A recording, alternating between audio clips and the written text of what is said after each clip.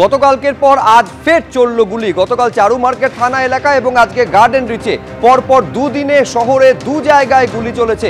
গতকাল আপনারা জানেন গার্ডেন রিচে একটি জিমের ভেতরে ঢুকে মেঝে লক্ষ্য করে গুলি চালায় এবং এখনো পর্যন্ত সেই ঘটনায় একজনকেও ধরতে পারেনি পুলিশ। আর অন্যদিকে গার্ডেন রিচে চলল গুলি। রাস্তার ধারে উদ্ধার তরুণের রক্তাক্ত দেহ। গুলি লেগেছিল মাথায়, পায়ের পাশে পড়েছিল দেশি পিস্তল। দুটো ছবি পরপর 24 ঘন্টার মধ্যে শহরে দু জায়গায় গুলি চলার ঘটনা ঘটেছে। গার্ডেন রিচে যে ব্যক্তির মৃতদেহ উদ্ধার হয়েছে তার নাম শ্রেষ্ঠ ধুরকা, তার বাড়ি হেস্টিংসে।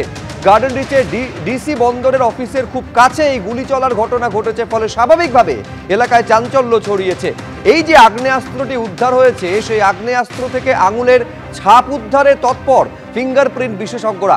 দুষ্কৃতীদের গুলি কিনা সেটা এখনো পর্যন্ত নিশ্চিত নয়। শুরুতেই তোমায় জানাই যে গুলিবিদ্ধ হয়ে মৃত্যু হয়েছে এক ব্যক্তির। ঠিক আমরা গার্ডেন রিচে ওয়েস্টপোর্ট থানা অঞ্চলে রয়েছি। আমরা দেখতে পাচ্ছি অফিসার ইনচার্জ এবং তার সঙ্গে ডিসি পোর্ট তারা ঘটনাস্থল পরিদর্শন করছেন। এবং এই যে ঘটনা আজকে 9:40 নাগাদ ঘটে, এক যুবক অজ্ঞাত পরিচয়, তার নাম পরিচয় এখনো পর্যন্ত জানা যায়নি বলেই জানা যাচ্ছে পুলিশ সূত্র থেকে।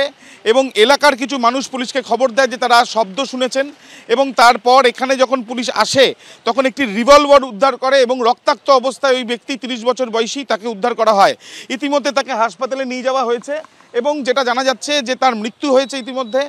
তোমায় জানিয়ে রাখি ওই ব্যক্তির কাছে একটি কালো রঙের ব্যাগ পাওয়া গেছে, যে ব্যাগের তল্লাশি করে তার নাম পরিচয়, সে কোথায় থাকে, ঠিক এই জায়গাকে বেছে নেওয়া হলো কেন যেখান থেকে ঢিলছড়া দূরত্বে ডিসি পোর্টের অফিস। এবং আমরা কিছুক্ষণ আগে কথা বলেছি ডিসি পোর্টের সঙ্গে এবং তারা বিষয়টি তদন্ত করে দেখছেন। প্রচুর সংখ্যায় পুলিশ এখানে রয়েছে, ওয়েস্টপোর্ট থানা এবং পোর্ট ডিভিশনের পুলিশ। এবং মূলত এই যে জায়গাকে বেছে নেওয়া হয়েছে সেখানে অন্য বেশ কিছু এখানে কারখানার শ্রমিকরা থেকে আরম্ভ করে বিভিন্ন ঠিকা শ্রমিকদের তারা এখানে যাতায়াত করেন।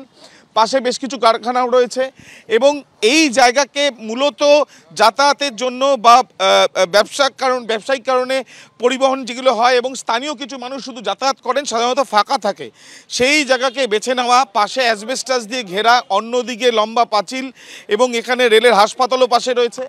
এবং এখানে আমরা জানি যে ডিসি পোর্টের অফিস এবং এই জায়গাকে আজকে 9:40 নাগাদ হঠাৎই শব্দ এবং তারপর দেখা যায় যে গুলিবিদ্ধ অবস্থায়, রক্তাক্ত অবস্থায়, রক্ত ঢেকে দেওয়ার জন্য এখানে প্লাস্টিক দিয়ে ঢাকা হয়েছে।